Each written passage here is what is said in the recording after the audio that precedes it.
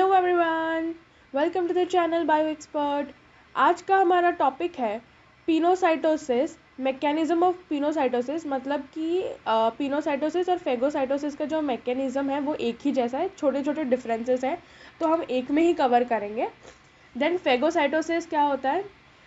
Digestion of pinocytosis and phagocytosis vesicles. मतलब कि ये जो वेसिकल्स हैं वो आपके सेल के बाहर से है, एक्स्ट्रा सेलुलर मैट्रिक्स से सेल के अंदर तो आ जाता है, लेकिन इनका डाइजेशन कैसे होता है, किसकी मदद से होता है, तो ये भी हम पढ़ेंगे।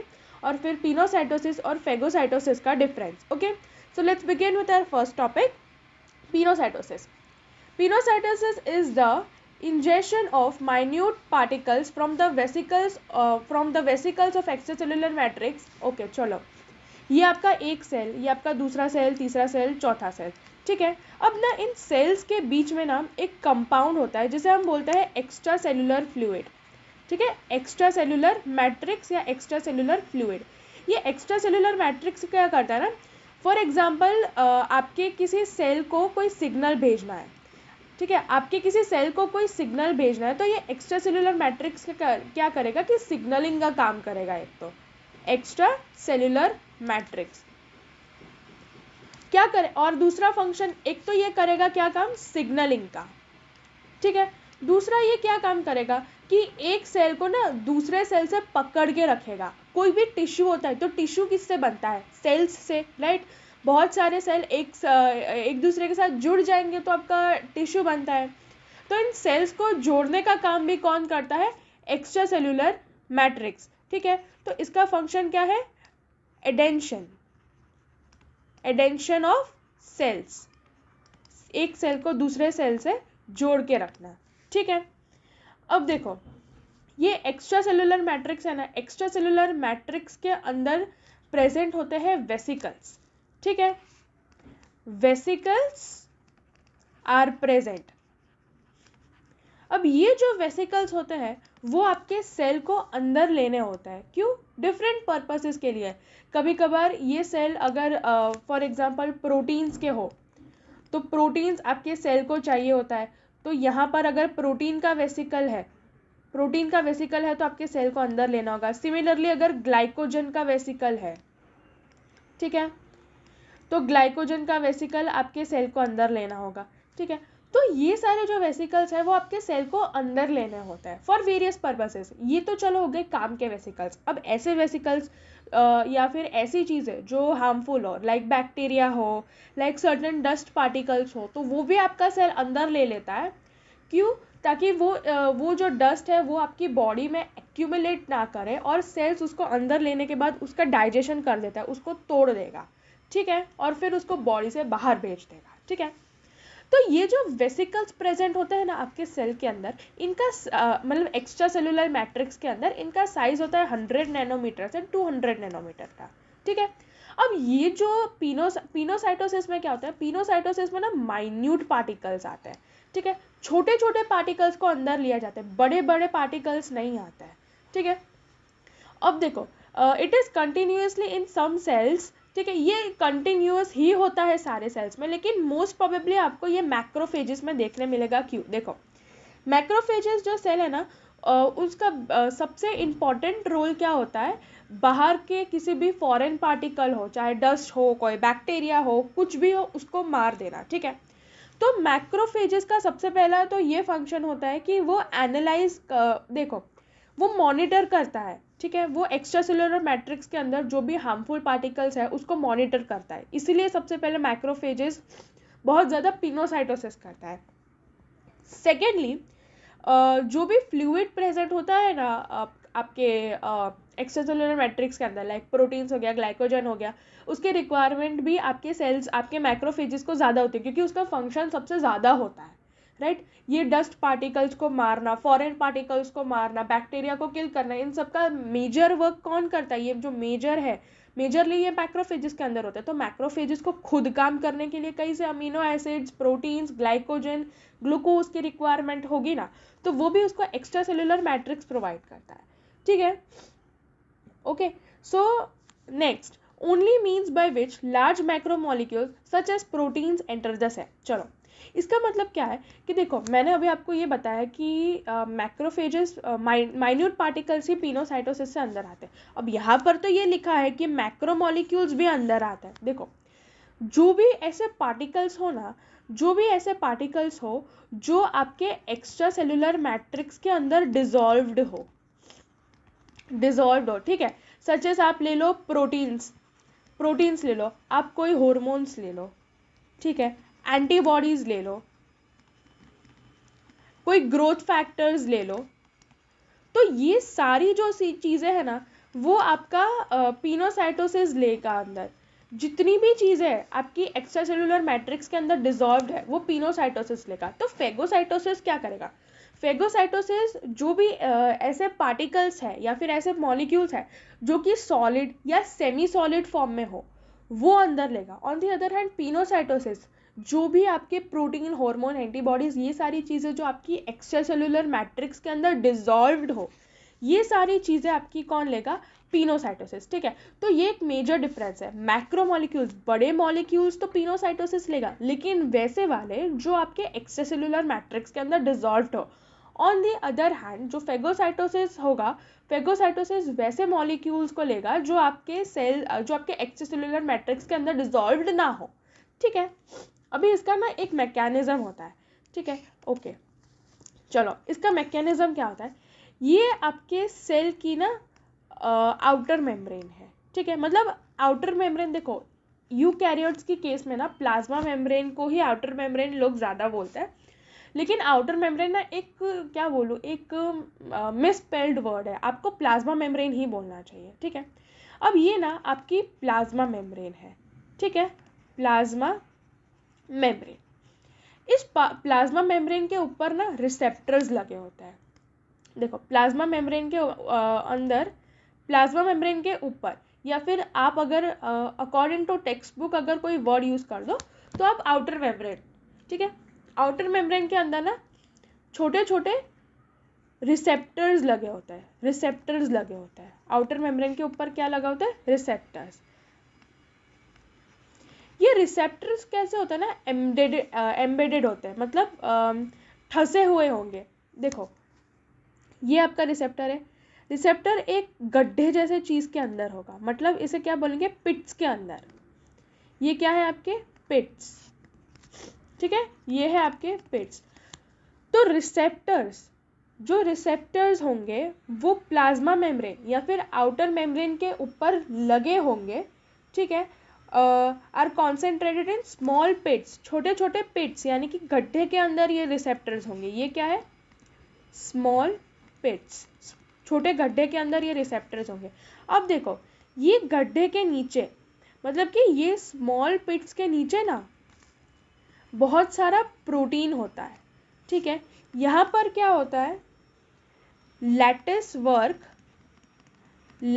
वर्क ऑफ फाइब्रिलर प्रोटीन, मतलब कि कुछ नहीं, मतलब कि ना मेश वर्क ऑफ प्रोटीन, मतलब कि बहुत सारा प्रोटीन होता है इसके नीचे। वो क्यों होता है? उसका भी एक स्पेशल फंक्शन होता है।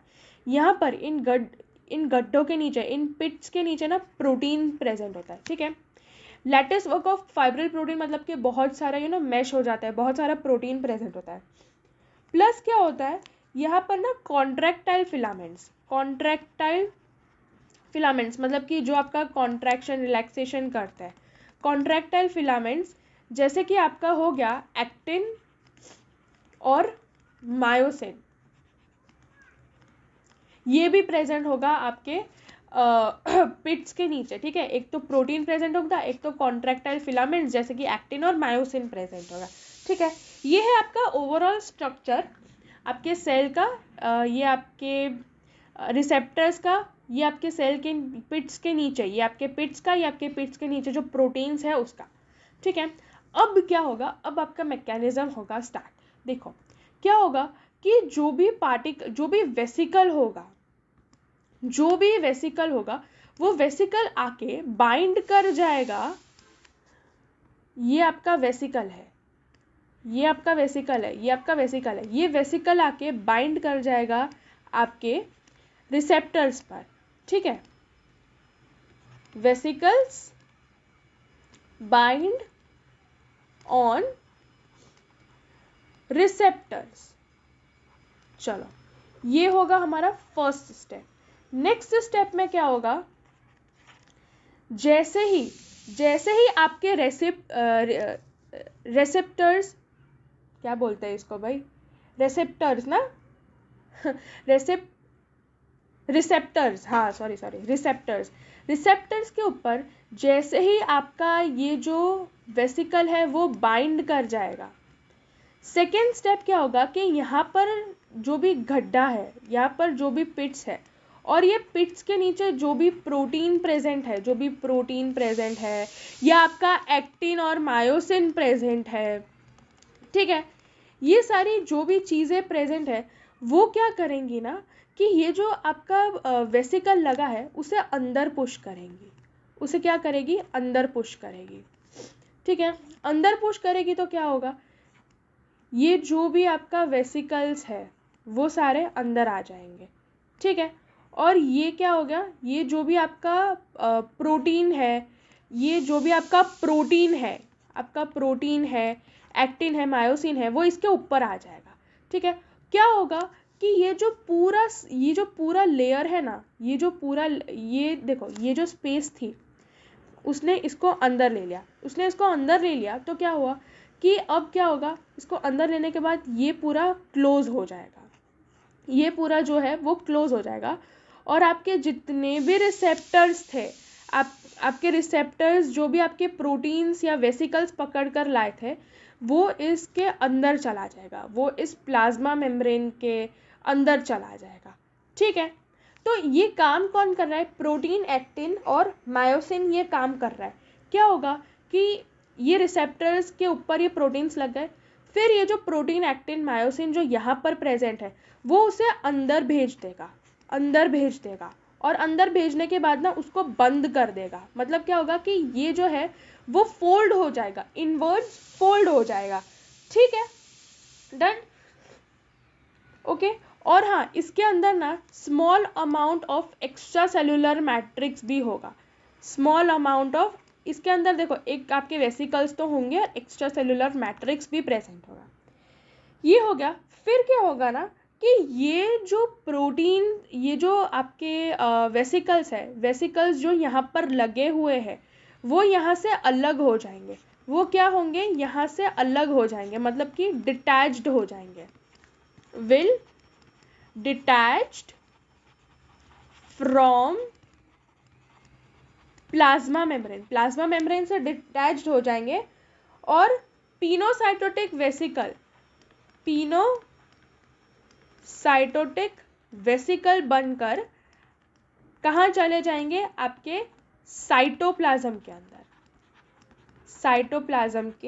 अंदर, ठीक है। तो ये ना बेसिकली मैकेनिज्म है आपके पिनोसाइटोसिस का। A specialized protein receptors are attached on the outer membrane of the cell, ठीक है। ये आपका आउटर मेम्ब्रेन यानी कि प्लाज्मा मेम्ब्रेन है, यहाँ पर रिसेप्टर्स अटैच्ड होते हैं। The protein receptors are concentrated in a pits called coated pits, और ये जो पिट्स है, ये जो गड्ढे हैं, इन गड्ढों में आपके रिसेप्टर्स लगे होंगे, ठीक है। तो इन गड्ढों को हम क्या बोलेंगे, कोटेड पिट्स, ठीक है। On the inside of the coated pits there is a lattice work of fibril protein था, ठीक है, जिसका नाम है क्लैथरिन। ओके सॉरी, मैं इसका नाम भूल गई थी। इसका ये जो प्रोटीन है, ये पूरा जो मेश बना है प्रोटीन का, उसको हम क्या बोलते हैं, क्लैथरिन, ठीक है। और यहाँ पर एक्टिन और मायोसिन भी प्रेजेंट है। जैसे ही प्रोटीन ने बाइंड किया, once the protein molecules have bound receptors causing membrane infolds forming borders to close over the attached protein, जैसे ही आपके प्रोटीन्स ने बाइंड किया या आपके प्रोटीन्स ने बाइंड किया, हॉर्मोन्स ने बाइंड किया, तो क्या होगा, ये जो ऐसा था वो ऐसा हो जाएगा, इनफोल्ड, इनसाइड फोल्ड हो जाएगा, और आपके जो भी प्रोटीन है, आपके जो भी हॉर्मोन्स है, वो सारे अंदर की साइड आ जाएंगे, और थोड़ा थोड़ा क्या एक्स्ट्रा सेलुलर मैट्रिक्स भी आ जाएगा।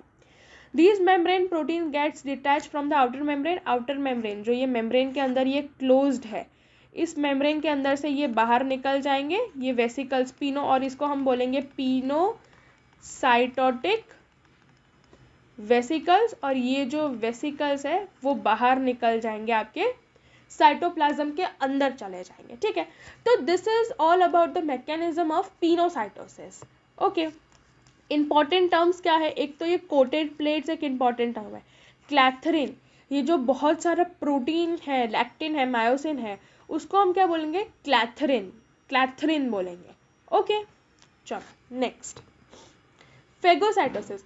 फेगोसाइटोसिस का जो मैकेनिज्म होता है ना, वो ऑलमोस्ट नहीं, पूरा ही पिनोसाइटोसिस के जैसा ही होता है, लेकिन यहाँ पर ना लार्ज पार्टिकल्स इन्वॉल्व होते हैं, ठीक है, छोटे छोटे पार्टिकल्स नहीं, लार्ज पार्टिकल्स इन्वॉल्व होता है, ठीक है। अच्छा, अब ना इस मैकेनिज्म के अंदर एक चीज़ है, देखो इस मैकेनिज्म के अंदर ना हमेशा याद रखना कि आपका एटीपी रिक्वायर्ड है, एटीपी रिक्वायर्ड है, ठीक है। सेकेंडली, Ca+ आयंस, मतलब कि जो कैल्शियम आयंस है ना वो भी रिक्वायर्ड है। क्यों? क्योंकि ये कैल्शियम आयंस कहाँ प्रेजेंट होते हैं, एक्स्ट्रा सेलुलर फ्लूइड में, ठीक है। यहाँ पर क्या प्रेजेंट होगा, Ca+ आयंस। ये Ca+ आयंस क्या करेगा ना, फोर्स प्रोवाइड करेगा वेसिकल्स को अंदर भेजने के लिए, ठीक है।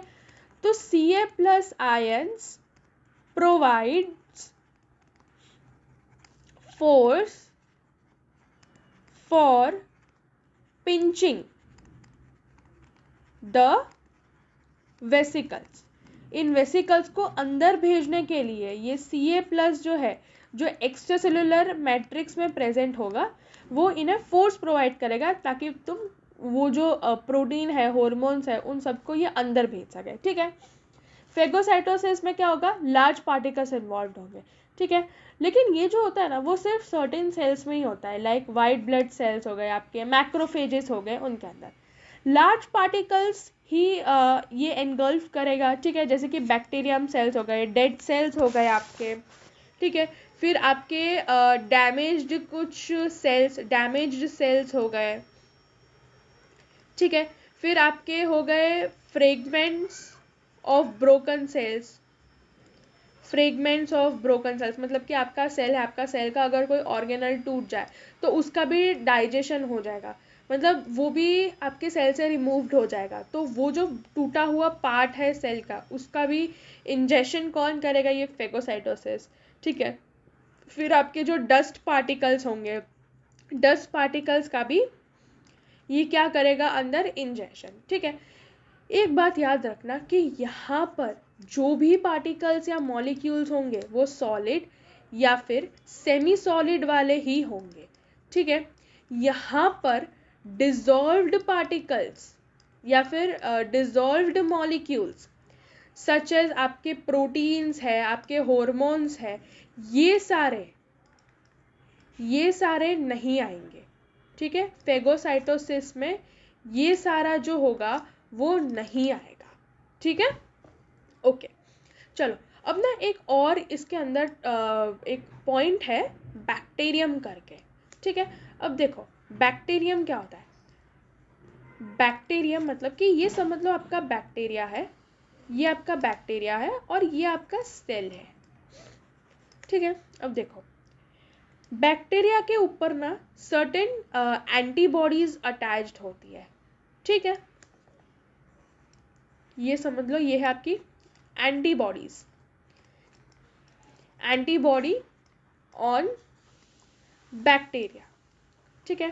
अब आपका जो सेल है ना, सेल के ऊपर भी स्पेशल रिसेप्टर्स, मतलब कि ये जो फेगोसाइटोसिस करता है उन सेल्स के ऊपर क्या प्रेजेंट होता है, फेगोसाइट रिसेप्टर, ठीक है। ये जो रिसेप्टर होता है ना वो बहुत ही स्पेसिफिक होता है। फॉर एग्जांपल अगर इस एंटीबॉडी का नाम ले लेते हैं हम ए एंटीबॉडी, ठीक है। तो ये जो फेगोसाइटिक रिसेप्टर होगा वो भी कैसा होगा, ए रिसेप्टर होगा। तो ये जो ए रिसेप्टर है ना वो ए एंटीबॉडी को अंदर ले लेगा, ठीक है। ओके, फॉर एग्जाम्पल ये है हमारा बी एंटीबॉडी और ये हमारा रिसेप्टर है बी, ठीक है, ये फेगोसाइट रिसेप्टर है बी, ठीक है। तो ये वाला जो एंटीबॉडी होगा वो यही रिसेप्टर पे जाके अटैच्ड करेगा, वो यही रिसेप्टर पे जाके अटैच्ड करेगा।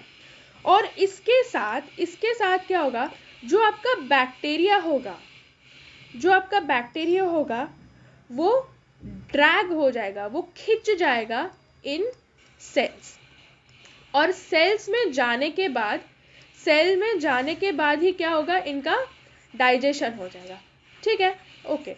एक और पॉइंट है कि ये जो पूरा इंटरमीडिएशन है, मतलब ये जो पूरा जो प्रोसेस है, ठीक है, द इंटरमीडिएशन मतलब कि जो आपके जो एंटीबॉडीज़ है वो सेल को हेल्प कर रहे हैं डिटेक्ट करने में कि ये बैक्टीरिया ही है। तो ये जो इंटरमीडिएशन है ऑफ एंटीबॉडीज़, जो आपकी एंटीबॉडीज़ हेल्प कर रही हैं सेल्स को डिटेक्ट करने में कि चलो ये बैक्टीरिया है, ये बैक्टीरिया के ऊपर ये एंटीबॉडी लगी है, तो इसे हम क्या कहेंगे, इस ओपोन्सोनाइजेशन, ठीक है, ओपोन्सोनाइजेशन, ये एक इंपॉर्टेंट टर्म है, ओके डन। चलो अब नेक्स्ट हमारा टॉपिक है कि हमारा जो पिनोसाइटोसिस या फेगोसाइटोसिस का जो वेसिकल है, वो वेसिकल आ गया हमारे सेल के अंदर। अब उसके सेल के अंदर आने के मतलब सेल नहीं, साइटोप्लाज्म में, चलो ये आपका वेसिकल है, ये आपका फेगोसाइटोटिक या पिनोसाइटोटिक कुछ भी वेसिकल है, ठीक है, ये आपका आ गया साइटोप्लाज्म के अंदर, ठीक है, ये आपका हो गया साइटोप्लाज्म के अंदर। साइटोप्लाज्म के अंदर आने के बाद इसका डाइजेशन कैसे होगा, अगर ये सेल अच्छा है, फॉर एग्जांपल इसमें प्रोटीन्स प्रेजेंट है, ठीक है, तो वो प्रोटीन क्या होगा, मैंने पहले भी लेक्चर्स में ये समझाया है कि प्रोटीन जैसी कोई भी चीज़ हो वो डायरेक्टली आपका जो सेल है वो नहीं ले लेता, उसका क्या करेगा, डाइजेशन करेगा। प्रोटीन होगा फॉर एग्जांपल, तो प्रोटीन को तोड़ के वो अमीनो एसिड बनाएगा, ठीक है। ग्लाइकोजन होगा तो ग्लाइकोजन को तोड़ के वो ग्लूकोज बनाएगा, और इन सारी जो ये सारी जो चीज़ें हैं, अमीनो एसिड है, ग्लूकोज है, इन सब को वो अपने अंदर सेल अपने अंदर लेगा और उसे यूज़ करेगा, ठीक है। तो चलो अब ये जो मेरे वेसिकल्स है ना, वेसिकल्स के अंदर क्या होगा कि प्रोटीन होगा और ग्लाइकोजन होगा, ठीक है, ये तोड़े हुए फॉर्म में नहीं होगा, ये पूरा ही होगा। ये मेरा वेसिकल है और ये इसके अंदर प्रोटीन प्रेजेंट है, ठीक है। अब इसके बाद ना क्या होगा, लाइसोसोम आएगा आपके पिक्चर में। अब क्या हुआ, लाइसोसोम आएगा, ठीक है, ये क्या है आपका लाइसोसोम, ठीक है। लाइसोसोम के अंदर क्या प्रेजेंट होगा, लाइसोसोम के अंदर प्रेजेंट होगा हैज एसिड हाइड्रोलेस। ये लाइसोसोम क्या करेगा ना कि उसके अंदर जो एसिड हाइड्रोलेस प्रेजेंट है उसको एम्प्टी करेगा, उसको खाली करेगा इसके अंदर, ठीक है, उसको एम्प्टी करेगा आपके वेसिकल के अंदर, इसको एम्प्टी करेगा आपके वेसिकल के अंदर। मतलब अब जो आपका एक नया सेल बना, ये कलर ही नहीं दिख रहा है यार, बच्चों को दिखना तो चाहिए ना कलर, ये आपका वेसिकल है, हाँ ये आपका वेसिकल है। अब इसके अंदर क्या क्या प्रेजेंट है, एक तो आपके ये एसिड हाइड्रोलेस प्रेजेंट है, एक तो आपका क्या प्रेजेंट है, ये एसिड हाइड्रोलेस प्रेजेंट है। सेकेंडली आपका क्या प्रेजेंट है, जो ऑलरेडी इसके अंदर प्रोटीन प्रेजेंट था, ठीक है, प्रोटीन प्रेजेंट था, हार्मोन प्रेजेंट था, या कोई बैक्टीरिया प्रेजेंट था, कुछ भी था वो भी है। तो ये ना पूरा एक ये एक नई चीज बनी, और इसको हम क्या बोलेंगे, डाइजेस्टिव ऑर्गन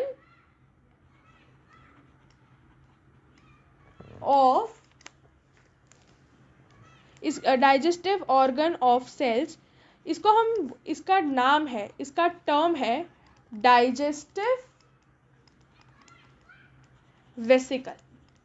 ठीक है, डाइजेस्टिव वेसिकल का मतलब क्या होता है, जिसके अंदर एसिड हाइड्रोलेस जो लाइसोसोम खाली करके गया वो भी प्रेजेंट है, और जिसके अंदर प्रोटीन जिसका हमें एक्चुअल में डाइजेशन करवाना है वो भी प्रेजेंट है। ठीक है, देखो अब क्या होगा ना कि अंदर क्या होगा, ये जो एसिड हाइड्रोलेस है वो प्रोटीन को तोड़ के अमीनो एसिड बना देगा। ठीक है, अगर ग्लाइकोजन प्रेजेंट होगा तो उसको तोड़ के ग्लूकोज में बना देगा। सर्टन हार्मोन्स प्रेजेंट हो गए, उनको भी तोड़ के जो आपके सेल्स यूज करे उस फॉर्म में बना देगा। ठीक है, तो ये सारी जितनी भी काम की चीजें हैं, फॉर एग्जाम्पल ये आपका अमीनो एसिड है, ये आपका सेल है, सेल के अंदर डाइजेस्टिव वेसिकल है, और आपके यही सेल के अंदर क्या प्रेजेंट है आपका, अभी के लिए ना हम प्रोटीन ही ले लेते हैं। ठीक है, प्रोटीन है, इसको अमीनो एसिड बना देगा, अमीनो एसिड बना देगा। ठीक है, फिर क्या होगा कि ये जो अमीनो एसिड्स है, ये जो अमीनो एसिड्स है ना, वो ये जो मेम्ब्रेन है, ये मेम्ब्रेन के बाहर आ जाएंगी। ये अमीनो एसिड्स, ये जो मेम्ब्रेन है, मेम्ब्रेन के बाहर आ जाएगी थ्रू डिफ्यूजन। ठीक है, okay, diffuses out from membrane. और ये जो चीजें होंगी, जो ये अमीनो एसिड और ये सब क्या होगी, डिफ्यूज, ये इसके बाहर निकल जाएंगी डाइजेशन के बाद, और फिर ये जितनी भी चीजें हैं वो आपका सेल यूटिलाइज करेगा। अब बची कौन सी चीज है, वो चीजें जिनके रिक्वायरमेंट नहीं है। ठीक है, देखो जो भी रेसिड्यू बचे होंगे, जो भी रेसिड्यू या फिर ऐसे पार्टिकल्स जिनकी रिक्वायरमेंट नहीं है, रेसिड्यू इन डाइजेस्टिव सेल्स, वो क्या होंगी, ऐसे ही इन्हीं वेसिकल्स के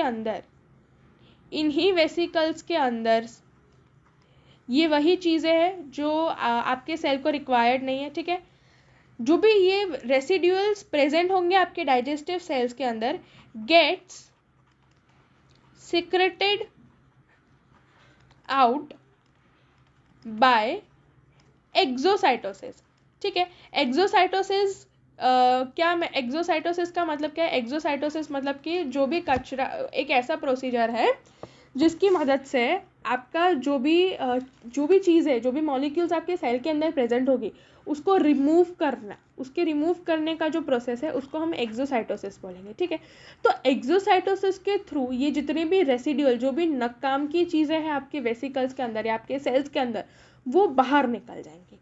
ठीक है, देखो lysosome, the digestive organ of the cell, attach to vesicles and release acid hydrolase.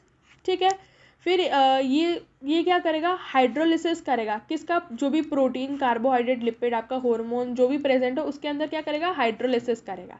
ठीक है, हाइड्रोलिसिस मॉलिक्यूल्स, अगर प्रोटीन होगा तो अमीनो एसिड बनेगा, अगर ग्लाइकोजन प्रेजेंट होगा तो ग्लूकोज बनेगा।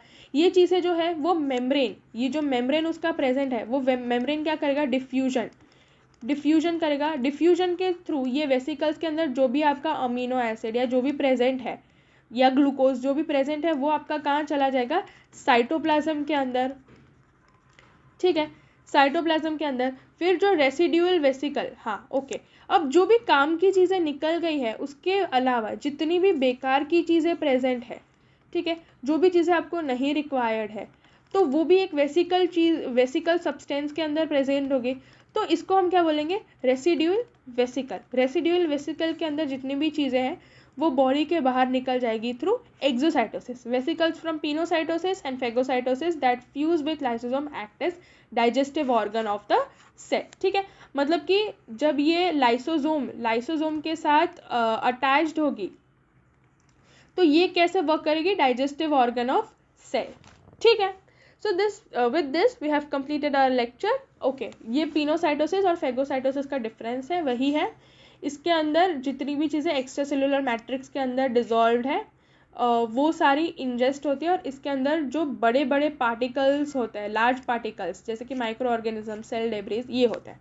Okay. Small molecules and fluid, इसमें मॉलिक्यूल्स और फ्लूइड ज़्यादा इन्वॉल्व होते हैं. इसमें पैथोजन, एपोप्टिक सेल्स मतलब कि जो मरे हुए सेल्स है, ठीक है, डैमेज सेल्स है, वो फेगोसाइटोसिस के थ्रू अंदर आता है. और फॉरेन डेब्रिस, ठीक है, involve the invagination of cell membrane to form small vesicle, इसमें से स्मॉल वेसिकल्स बनता है. Involve extension of pseudopodia to surround and engulf the particles, ठीक है. ये आपका जो सेल है, ये आपका सेल है वो थोड़ा लंबा हो जाएगा और उस पार्टिकल को अंदर ले लेगा. Okay. Primarily for nutrient absorption and maintaining balance fluid, और ये किसके लिए इंपॉर्टेंट है? इम्यून डिफेंस के लिए, या फिर आपको अगर डैमेज सेल को रिमूव करना है, डेब्रीज को रिमूव करना है, उसके लिए. इससे जो पिनोसाइटोसिस से जो वेसिकल बनेगा उसे हम बोलेंगे पिनोसाइटोटिक वेसिकल. फेगोसाइटोसिस से जो वेसिकल बनेगा उसे हम बोलेंगे फेगोसाइटोटिक वेसिकल. ये मोस्टली एंडोथीलियल, एपिथीलियल सेल्स में भी होता है, ऑल्सो मैक्रोफेजेस के अंदर होता है, ठीक है.